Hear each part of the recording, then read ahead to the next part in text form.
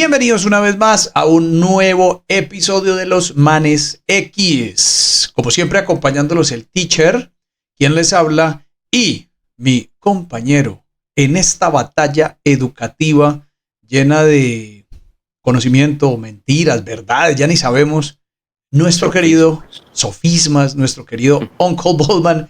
Tío Bollman, ¿cómo estás? Alcen sus manos todos que ha llegado el Capitán Bollman. Ay, el tío. El tío. No hay ningún capitán. ¿Quién es ese tal Capitán Bollman? No, ese Capitán Bollman algún día yo tengo que saber si tiene un derecho de autor por ahí escondido o algo. No sé. No sé. Hay mucha gente que se hace llamar así.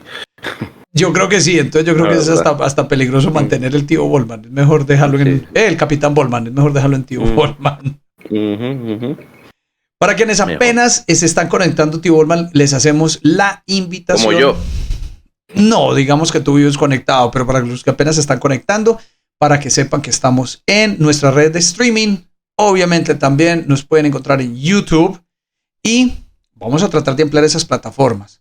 Pero para quienes apenas se están conectando y nos puedan seguir, tengan un poquito la base de que aquí hablamos de todo, no sostenemos nada y sobre todo, y con esto, porque el tío Bollman siempre me lo recalca, el disclaimer. No nos hacemos responsables tanto de lo que vean como de lo que escuchen. Toda la información que está aquí plasmada tiene como único propósito, uno, tratar de dar una luz y segundo, de que ustedes no caigan en la en la bien llamada ignorancia por no tomarse un poquitico el trabajo de buscar de lo que nosotros hablemos. Pues por lo menos tome el trabajo. Ahí contraste. ¿Y no contraste? Nos crean otros ni mierda. Correcto, por eso el disclaimer. Para que no nos crean otros. Par de viejos ahí que no saben de nada, hombre. Así es. Nota aclaratoria también. Generación X, manes X. No baby boomers. Por favor, haga también la tarea y miren mire los años, por favor, antes de que nos critique y nos ataque. Y dicho esto, tío Bollman, y a lo que nos atañe en nuestra conversación de hoy. No, cuéntanos de qué vamos a hablar hoy. Es que quiero empezar, antes de eso, te quiero empezar haciendo una pregunta, tío Bollman. Tú, pregúntemelo. Digamos en alguna etapa, pero en alguna etapa voy a hablar del colegio. No me voy a ir tanto como al tema universitario, tema al que sabemos que participaste del tema universitario, pero quiero irme al colegio. Experiencia, sí. Correcto, y me quiero ir como al colegio. Entonces, tío Bollman, te quiero hacer como la pregunta. Cuando tú atendiste o cuando asististe al colegio, ¿tuviste la oportunidad de estudiar en colegio que se conoce como mixto o coeducacional, la coeducación, o en el colegio, ¿cómo decirlo? Como independiente o personalizado o privado, separado? Como debería ser todo en la vida, privado. Concuerdo bastante, damas y caballeros, con esa opinión. Pero, no, el colegio, la educación, digámoslo, la educación, mejor dicho, para que quede claro, solo niños, solo niñas, o tuviste educación mixta, es decir, donde están niños y niñas en el mismo salón. ¿Cuál te tocó? Empecemos por ahí, tío Bollman, para que traigamos este tema. A mí no me tocó nadie, pues, que yo me acuerde, porque mi memoria es bastante mala, pero fue en un colegio de varones. Solo varones. Señoritos, para caballeros. Solamente. Con una formación católica. Apostólica y romana. Eso es como la base de Colombia, ¿no? Es la base de Colombia. Sí. Es la base que manejamos aquí en Colombia. Pues esto para quienes de pronto nos están escuchando desde otro país, desde México o desde Latinoamérica o Iberoamérica, como se le debe decir. Ya ni siquiera sé cómo le debe decir. O de los colonizadores españoles. Correcto. Esos colonizadores de antes. Pero bueno, no vamos a entrar en ese tema. Y te hago la pregunta, tío Bollman, también, ya ligado con esto. ¿Cómo viviste esa educación? Es decir, ¿cómo viviste esa educación en el sentido de, ¿te hizo falta en ese momento que fuera o que el lado femenino estuviera apoyando Chochita, sí. el lado... digamos que la gente no sabe qué es eso, entonces solamente lo vamos a dejar en las niñas, lo vamos a dejar en las mujeres, lo vamos a dejar en las damas, ¿ok? Sí, claro que hace falta, pues, pero hombre, finalmente, en mi caso fue toda la educación, primaria y ¿Y secundaria? Secundaria, pues fue solamente en ese colegio. Entonces, pues a uno, en ese caso, ya se acostumbró. Yo me acostumbré a esa clase de educación. Y Entonces, digamos, no tendría ningún sí, punto de comparación. correcto, pero digamos que desde el sentimiento. O sea, sentías de pronto con tus compañeros, decían, hombre, qué bueno poder tener de pronto el lado femenino como el lado para compartir ideas o el lado como para medir conocimientos o conceptos. Eso era lo que estábamos buscando, tener una educación mixta, pues realmente. A comparar, así, terminó así, qué clase de educación. Y no, creo que estamos buscando simplemente meterla como todos en la adolescencia, pero claro que hace falta, ¿no? Porque, aunque de nuevo no, mi experiencia en ese sentido no sabría, pues como, porque no tengo ni una manera de contrastarlo, pero pues es evidente que hay cierta limitación ahí en el momento en que vas a conocer a una chica ya por aparte, porque pues no tuviste en contacto directo todo el tiempo y todos los días, entonces no, en mi caso no sabría, pero hubiera sido mucho mejor. Pero en cuanto a educación, ¿qué importa un carajo? O sea. No, pero vamos a hablar de una cosa porque acabo de mencionar algo y es el tema social. Es decir, ese tema de que sale uno del colegio, ya entra a la universidad sí no va a tener esa discriminación, la universidad. Sí, no. Exacto. Entonces, ¿cómo fue, digamos, o cómo sentiste ese primer impacto cuando llegas a la universidad? Ya sabes que estás compartiendo un salón con las damas, con las señoritas, con las niñas, con las mujeres. ¿Cuánto es el tiempo a nivel, digamos, de eso que nos mencionabas, de esa falta de pronto de ese contacto? ¿Cuánto tiempo te llevó ese relacionamiento o, digamos, tener esa tranquilidad de decir, bueno, ya sé, tengo compañeras, estoy al lado de ellas? ¿Cómo fue, digamos, esa experiencia? Es que el hecho de que no se haya tenido contacto en el colegio con chicas, pues eso no implica que no haya tenido contactos con chicas en otros contextos, ¿no? Entonces, pues ya llegado allá, la verdad importaba muy poco, ¿no?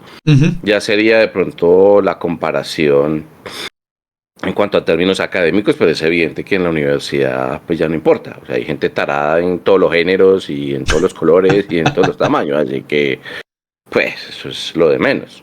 De pronto lo que sí noté, porque yo fui, o sea, siempre estuve en educación privada, y cuando llegué a la universidad era privada, también católica.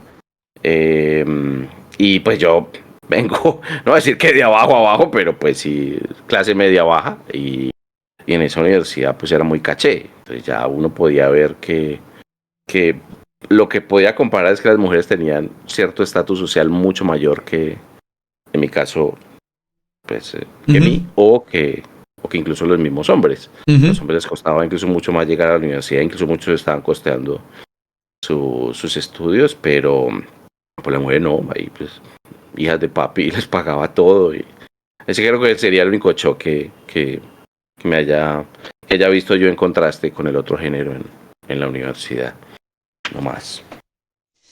Listo, y digámoslo pues como para compartir también tu experiencia, yo también hice parte de un colegio que era Comparta la suya. solamente hombres, solamente niños, solamente se manejaba el Colegio. tema en colegio, sí, es decir, todo lo que era desde la primaria hasta el terminar el bachillerato. No voy a hablar de los grados antes, porque lo que es el kinder o jardín, el kindergarten o el jardín, que ahora creo que hay otro nivel, es transición, está como preescolar. Pre-kinder. Pre-kinder o preescolar, luego viene el jardín y luego viene transición, luego entran a primero, entonces digamos pues que... Complicado todo. No, sí, digamos sí. Me imagino que tendrá su razón de ser, no sé, quisiera no entrar a discutir en ese tema hoy, pero digamos que cuando en mi época no, o sea, era mixto el kinder, entonces éramos niños, niñas, ahí tuve la oportunidad, digámoslo así, pero pues, uno está muy niño, entonces uno como que no, la cabeza no le da sino para jugar, o sea, uno no está pensando en nada más, no lo que piensa después de los 8 años, total. Que empieza ya un descubrimiento, pues que empieza usted a los 8 años a cuestionarse muchas cosas, y obviamente entra la adolescencia que... sí, exacto, uno tiene pues muy poca memoria, digámoslo así, muy poco conocimiento, pero Cuando yo entro a bachillerato, cuando ya estoy en bachillerato, estoy pues en un colegio que también aquí nos rige mucho privado, pero no voy a hablar de privado tampoco la clase alta, no. No, eso no, pero a mí, o sea, digo yo, mi experiencia no me tocó. Tampoco. Sí. Entonces. La de media. Sí, digamos una clase media baja, vamos a hablarlo así. Y igual era un batallón. O sea, yo ni siquiera le digo colegio, sino un batallón. Esto era. Batallón. Eran batallones donde compartíamos, y te lo voy a contar, tío Volvan, porque muchas personas cuando les cuento del colegio se compartían barricas. Y no voy a mencionar el nombre, pues obviamente no, eso tratamos de no mencionarlo en nuestros podcasts, pero más o menos. Corazonista. Más o menos. Eran salones que estaban número y letra. Número y letra, ¿cierto? Entonces primero A, primero B, primero normal. C, etcétera. Y llegaba, creo, si mal no recuerdo, porque me acuerdo un poco más, pues, obvio, un poco más de bachillerato, aunque ya fue hace rato, pero más o menos hasta la letra M o L. Ah, jueputa. Exacto, entonces imagínate cuántos primero, y estamos hablando del grado primero. Pero... Segundo, cada salón. ¿Era un campo de concentración o qué? Constaba entre 40, creo que el mínimo eran 38 y había salones que llegaban a tener hasta 52 estudiantes por salón. Pero un gueto. Entonces imagínate, o sea, haciendo rápidamente una matemática, estamos hablando que solamente en un grado podrían haber fácilmente unos 200, 300, 400 niños. Y a eso súmele segundo, tercero, cuarto, quinto grado. ¿Okay?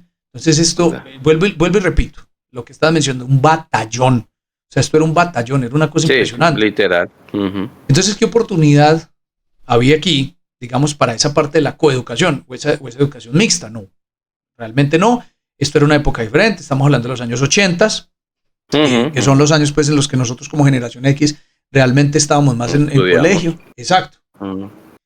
Y hablando, y ya entrando al bachillerato, no es nada diferente, también muchos salones, muchos estudiantes, pero como ya ahí viene, digamos, ese tema de lo de las niñas, y vuelvo y repito, no quiere decir que uno no tuviera, como decías ahorita, amigas, contacto con ellas, pero sí había algo muy curioso, y es que cuando uno, y lo digo porque mi colegio era, en la mañana eran los hombres, en la tarde entraban las damas, las mujeres, entonces había un traslape. ¿Cierto? Ese traslape del mediodía, cuando salen unos y están entrando los otros, y en ese traslape ponle unos 20 minutos, 25 minutos de comunicación. Entonces eso era, mejor dicho, hagámonos amigos, hagámonos amigas, ¿cierto? Y era interesante el ejercicio, era interesante. No era compartir el salón, pero era interesante el ejercicio, o sea, era interesante de verse esos 20, 25 minutos.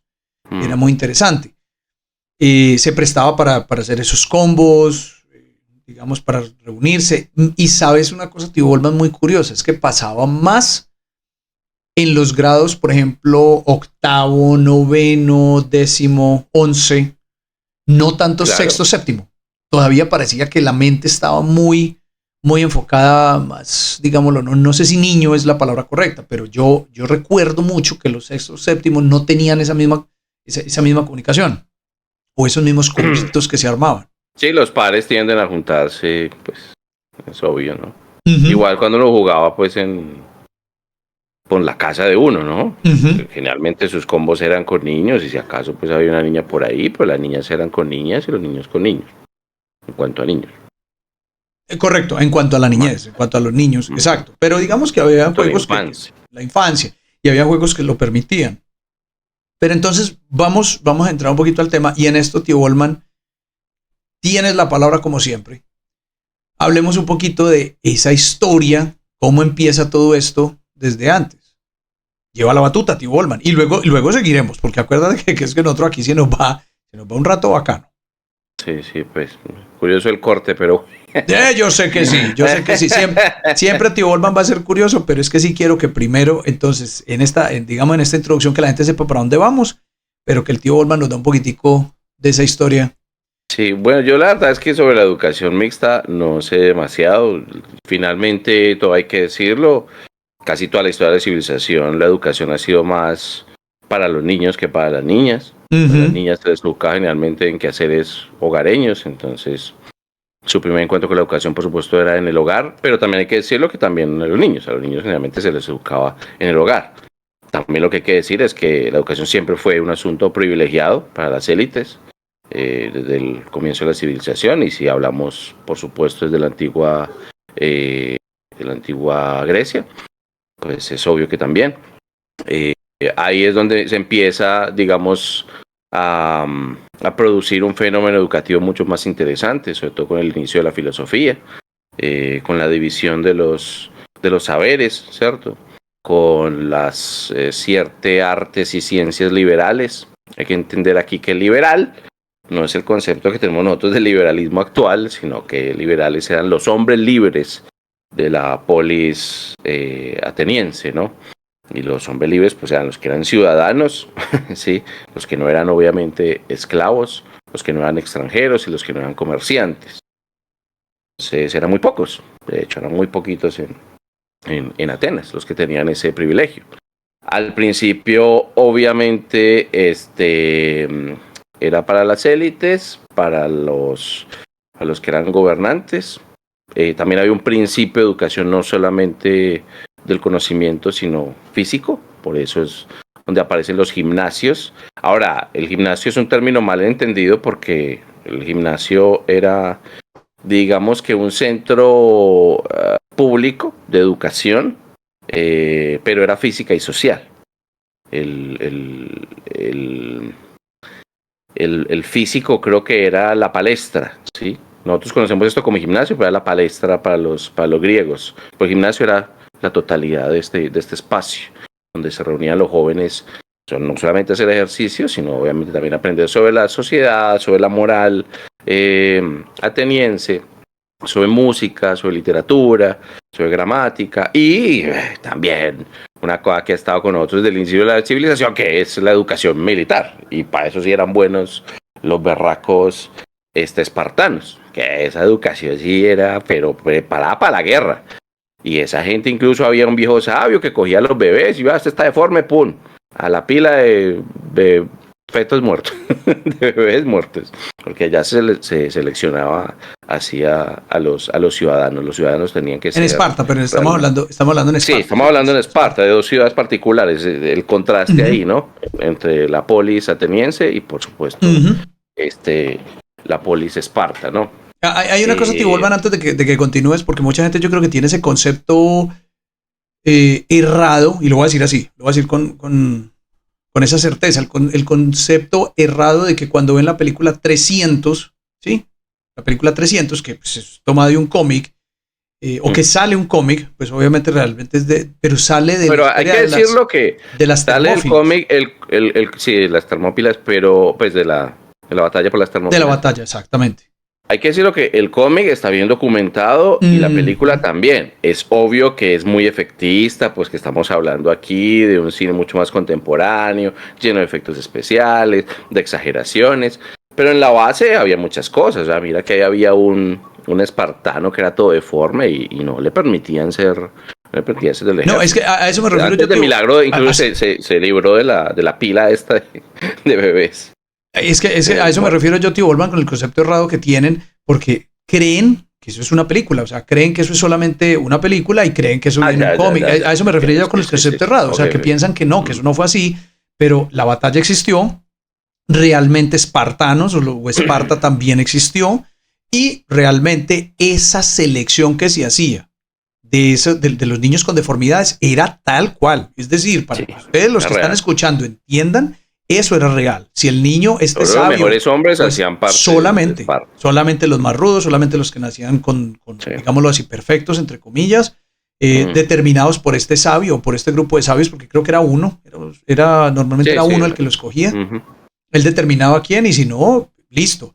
Y en la película el que se ve que eso pasó, muchas de estas cosas sí pasaron, era que muchos padres se llevaban y les tocaba esconderlos, les tocaba esconder a estos niños y decir, no, yo sé que no me lo van a probar, y se iban. Ellos se iban de esta ciudad. Igual estaban condenados también. Estaban condenados. Estaban condenados. Exacto. La poli solo era de hombres hechos para la guerra, ¿sí? Correcto. Y desde chiquitos enseñaban a eso.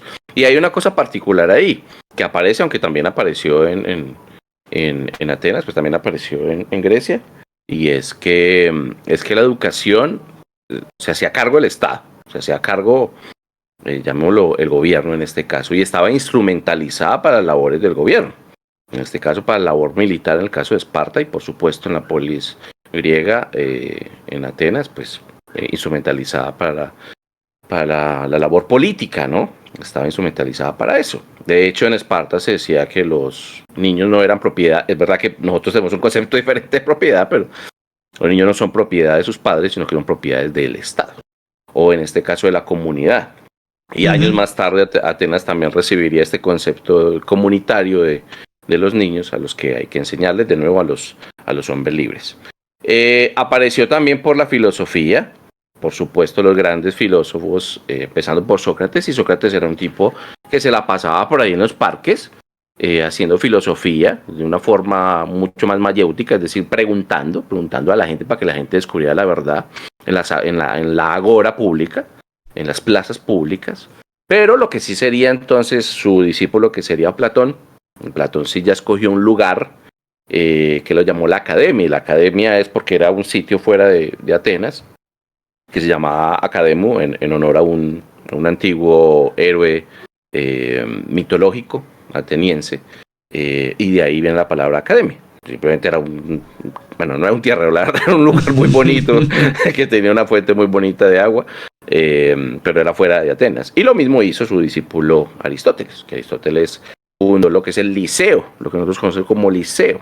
Pero el Liceo también tiene una historia muy pendeja, es que el dueño de esas tierras era un tal Lico.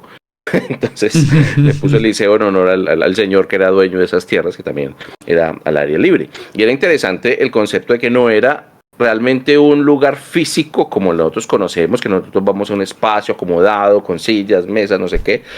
Esta gente era del aire libre, porque la naturaleza era la que era inspiradora para el conocimiento en ese caso. Y de nuevo, solo recibía niños, solo recibían niños libres. Solamente se recibía, exactamente. Y de buena familia. Lo que sí es que no se pagaba por eso. Los que sí ofrecían sus servicios como mercenarios retóricos y oratorios eran los sofistas, ¿no? Que los sofistas sí andaban por todos los caminos, iban de población en población, no solamente en Atenas, sino que se iban por ahí.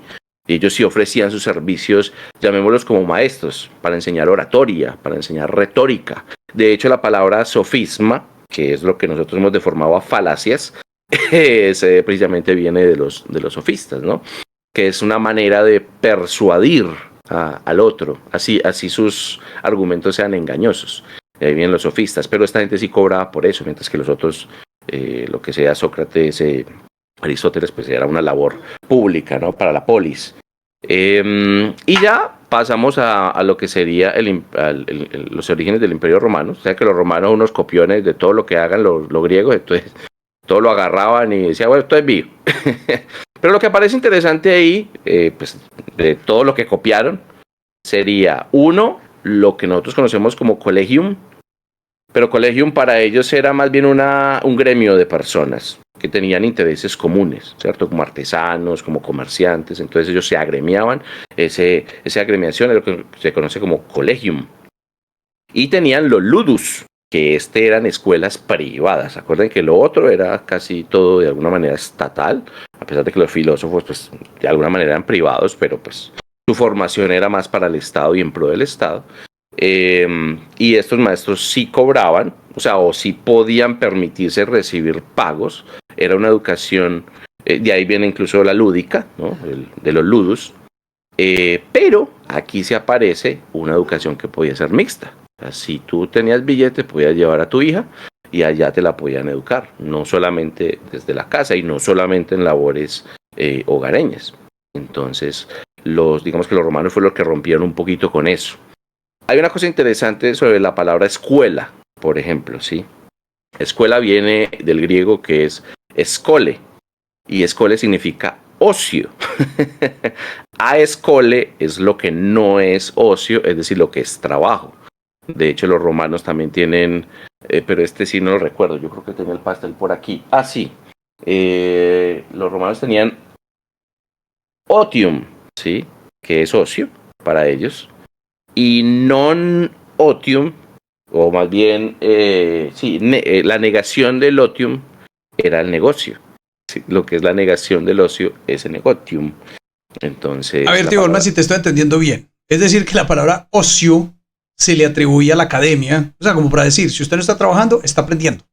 Está aprendiendo, exactamente. Ah, sí. O sea, lo que se hace por fuera de la labor, lo que se hace por fuera del trabajo, es el ocio. Pero el ocio. Ese ocio, ese tiempo ocio, tienes que invertirlo de alguna manera en educación, en instruirte, sí. Pero el negocio, lo que no es ocio. Entonces, es curioso que la deformación de la labor es la negación del ocio. Negocio, negar el ocio, negocio. Es negar el ocio. Negar el ocio. Porque estás trabajando. Exactamente. Es más, los negociantes que siempre han sido marginados de la sociedad. O sea, no eran hombres libres, por ejemplo, en la antigua Grecia, por ejemplo, porque generalmente eran comerciantes extranjeros. Entonces, evidentemente, pues no ibas a ser ciudadano. Pero bueno, ese simplemente hay como curiosidad. Ahora podemos saltar, porque obviamente este imperio gigante se intentó expandir por toda Europa hasta que finalmente se volvió tan grande que cayó el imperio romano. Los romanos se cristianizaron, casi todos, ¿cierto? Tú lo sabes, se partió en dos esa mierda y bueno, todo se fue al carajo. Pero esa gran cristianización de alguna manera hizo que la gente, o más bien que los que tenían el saber, que eran los sacerdotes, los monjes, no sé qué, intentaban expandir ese conocimiento por toda Europa. Entonces empezaron no solamente a crear catedrales, sino que incluso en esas catedrales se enseñaba también a la gente. Por supuesto, el idioma obvio que era el latín, que toda la gente pudiera más o menos entender en el idioma original, no de Cristo, pero el idioma original de la Iglesia Católica. Empiezan a haber escuelas de alguna manera para tratar de cristianizar. Incluso hay pues anécdotas como la de Canterbury, que necesitaba monjes, entonces los instruía, por supuesto, en la gramática, porque aprendían latín y supían leer las escrituras, y necesitaban niños que cantaran, entonces tenían una escuela de coros, una escuela de canto, para que puedan los niños también cantar, pero obviamente necesitaban aprender latín. Entonces hay una cosa. Y otra cosa, porque nosotros a los cristianos y a la formación católica, desafortunadamente en estos tiempos la hemos demonizado demasiado, pero digamos que la Iglesia Católica, aunque no literalmente la católica, realmente fueron unos privados, pero pues que estaban formados en esta formación cristiana. Ellos fueron los que inventaron las universidades. La primera universidad apareció en Bolonia, ¿sí? Por allá en 1888. Es más, si usted es joven que me está escuchando, vive hasta los 80 años o hasta el 2088, en el 2088 va a cumplir 1000 años esa hijueputa universidad, para que sepa. Entonces, a partir de intentar llevar el conocimiento, todo lo que hablamos ahora de las 7 artes liberales, que sería la gramática, la retórica, la aritmética, la geometría, la música, la astronomía, bueno, y etcétera. Por ahí se derivaron también el derecho y la medicina. De hecho, la Universidad de Bolonia se fundó como una universidad de derecho canónico, es decir, de la Iglesia, y derecho romano. Obviamente de ahí vienen casi todas nuestras fuentes de derecho. Pero hay que entender que esa universidad no era el espacio que nosotros conocemos como universidad. También era lo mismo, o sea, donde se pudiera reunir a conversar y a charlar y a sacar el conocimiento, obviamente incluso podían ser en monasterios o podían ser en iglesias también. Donde hubiera, esa gente estaba ahí, pero preparándose exclusivamente para ciertas cosas, en este caso el derecho, y luego pues ya sería la educación teológica, pero ya aparecería muchísimos años después. ¿Qué nos queda? El Renacimiento, pues la aparición de las humanidades, es decir, centrarnos más en el ser humano y no centrarse en la idea de Dios. Ahí hubo, por supuesto, un notable avance, pero lo que más avanzó fue la imprenta de los tipos móviles de Gutenberg. Que ahí es donde, porque hay que entender una cosa, y es que yo entiendo, y seguro que lo vamos a discutir de pronto, pero nosotros teníamos una concepción de que la educación era solo de memoria, ¿cierto? Nosotros teníamos que aprendernos cosas de memoria, pero no entendemos de dónde viene eso. Y es que esta gente no tenía recursos. O sea, no es como nosotros que podemos comprar un cuaderno, los Transformers o de la Barbie, huevón, y anotar y todo lo que quisiéramos. La gente no tenía eso. tenía que memorizar porque los libros eran costosos. O sea, eso se sentaba un escriba, un monje, a darle ahí años y años a transcribir un texto porque era una cosa complicada, porque los materiales eran costosos, porque generalmente en el caso de la Edad Media era el pergamino, y el pergamino pues era caro. Lo que tenía de bueno es que podías ir por los dos lados, incluso podías tachar y borrar y volver a escribir encima de él, pero por eso tenías que memorizar, porque los recursos eran muy escasos. Pero lo que liberalizó todo de alguna manera, en el caso más cercano es el capitalismo, pero en el caso más lejano era la imprenta de Gutenberg. Y sobre todo el reemplazo del pergamino por el papel, que eso lo trajeron los moros cuando conquistaron España. Entonces de ahí trajeron el papel, que obviamente viene de la China y pasó por Corea, por Japón, y finalmente terminó en la península arábica y finalmente en la península ibérica. De hecho, los moros, porque aquí hay una pelea, ¿no? Los moros realmente parece que sí inventaron la primera universidad, que la llamaban madrasa. De hecho, la madrasa fue fundada por una mujer, pues creo que por un par de mujeres, si no estoy mal, musulmanas, que eso primero fue una mezquita, pero luego se convirtió en estudios sobre el Corán. ¿Qué más aparece? Bueno, después de la reforma de Lutero, el man dijo, ¿cómo así? Pues que ustedes son los únicos que van a monopolizar aquí el cristianismo, no vamos a liberalizar esa huevona. Apareció un tipo llamado Comenius, y Comenius hizo uno de los primeros tratados pedagógicos, él es conocido como por eso, donde abogó por la educación universal. Y universal es, de nuevo, incluir a las niñas, incluir incluso a los pobres. Y ese man fue el que tenía una separación muy parecida a la que tenemos nosotros. Jardín de infancia, primaria, secundaria y universidad. De ahí es que viene esta división. Y ya en la época romana tenemos un caso que a mí me gusta mucho particular, que son los escolapios, que me acuerdo que escuché ese nombre de Homero Simpson en algún momento cuando escuchaba la palabra teta y se reía. Pero los escolapios son unas escuelas de Pío. Y él fue en Italia el que dijo que había que educar a los pobres también. Entonces, una de las primeras, o la primera, colegio o centro educativo que quiso educar a los pobres de Roma fueron los escolapios. De hecho, es fundada por San Juan de Calasanz. El que vive en Medellín más o menos sabe qué carajo es Calasanz, pero bueno, ya sabe que tienen cierta relación con este señor, patrono pues de estos centros educativos católicos, ¿no? Pero de forma gratuitas para los pobres. El preescolar aparece, y aquí hay un caso que seguro que no te va a gustar mucho. Pero a mí este señor me parece la mondá, ¿sí? Es un socialista utópico, que es Robert Owen. Y él fue el primero que fundó un primer preescolar. Lo bueno que tiene Robert Owen, man, es que el man tenía su billete, era filantrópico, y el man, su utopía, la intentó crear con su billete. Es más, incluso se fue a Estados Unidos, fundó una cosa que se llama New Harmony, por allá compró unas tierras, no me acuerdo dónde, creo que en Indiana, y fundó y quiso hacer su propia sociedad utópica socialista, pero con su billete. O sea, no es como ahora que hay que quitarle a los ricos, pagarle a los pobres, no sé qué, hay que crear esto. No, el man con su billete, porque el man era un buen empresario, un empresario bien, y él fue uno de los primeros que fundó el preescolar por allá en 1816.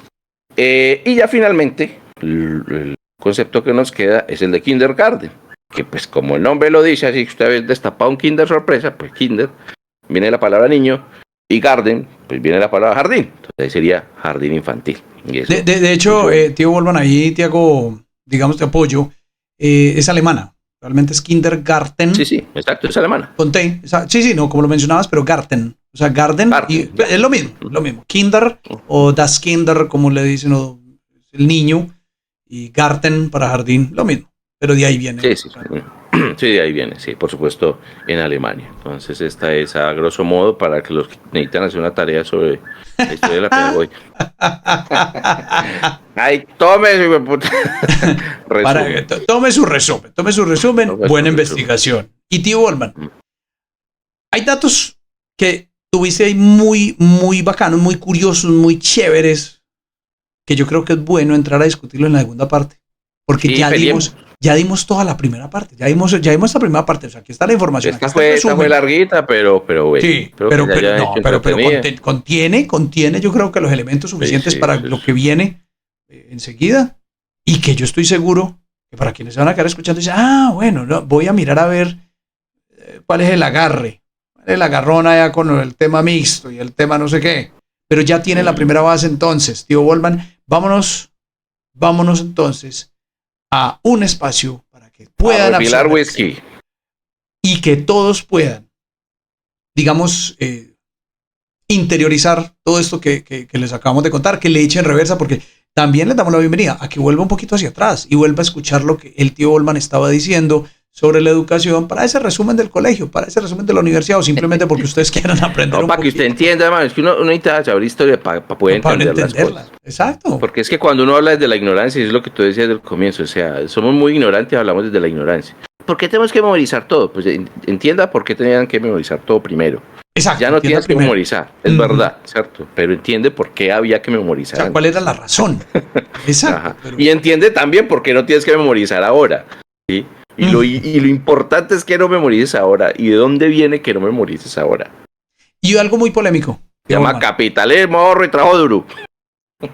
Y un tema polémico. No, pues aparte de ese tema polémico, pero un tema más polémico. El reclamar tanto educación. Es decir, es que me tiene que dar educación. Mire, estudie un poquitico de historia para que vea lo difícil que era tener ese acceso. Y yo creo que no lo tenían todos. Y no lo tenían todos. Y en la siguiente parte vamos a entrar un poquito en eso, tío Volman, para poder entrar a definir ese concepto. Entonces, quédense con nosotros, quédense para la segunda parte, cuídense mucho, nos vemos en la siguiente y no se les olvide, escríbanos, coméntenos, denle un me gusta a esta vaina para poder que esa vaina por lo menos nos diga, sí, los manes funcionan, entonces se está sacrificando allá con el tío Volman que lo tenemos estudiando, mejor dicho, hasta ahora. Tomando yo whisky a estas horas. No. ¿Qué creen que qué? Por favor. ¿No soy humano qué? De alguna manera eso de dónde sale. Cuídense mucho, tío claro. Volman. Nos vemos en la siguiente. Bye. Chao. Bye. Chao.